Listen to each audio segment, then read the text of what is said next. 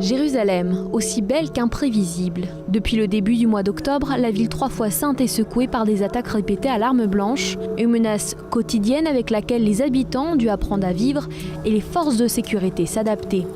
Parmi les sites les plus sensibles, la vieille ville, c'est là où nous rencontrons le porte-parole de la police, Mickey Rosenfeld. Ce jour-là, la situation est tendue, 2 attentats ont déjà eu lieu en l'espace de quelques heures.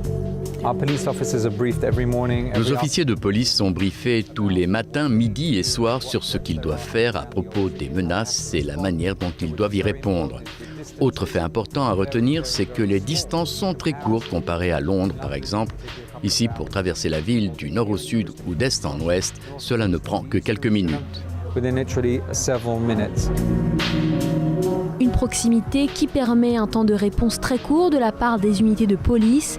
3500 officiers patrouillent dans tout Jérusalem, parfois accompagnés de la police des frontières, les Magav.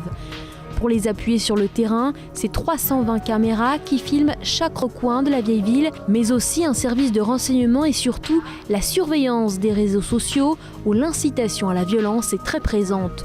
Un véritable travail de prévention. Nous sommes à la porte des Lions, une des entrées principales du mont du Temple. Nos officiers sont postés ici pour être sûrs qu'il n'y ait aucun incident majeur dans cette zone. Vous imaginez bien que s'il se passe quelque chose ici, cela n'a pas seulement des conséquences sur les quartiers est de Jérusalem ou sur la ville entière, mais bien sûr sur l'ensemble du pays. C'est pour cela que la sécurité ici est si significative et importante.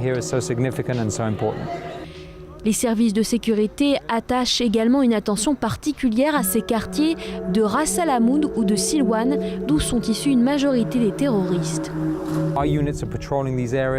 Nos unités patrouillent régulièrement dans ces quartiers. Nous avons aussi ce ballon de surveillance qui couvre tout le voisinage. Nous pouvons ainsi connaître les mouvements sur le terrain sur 360 degrés et empêcher ainsi, si c'est le cas, un suspect de se rendre vers la vieille ville. Des mesures prises aussi longtemps que nécessaire afin de faire passer le message à la population que tout est sous contrôle et que la vie peut continuer son cours aussi normalement que possible.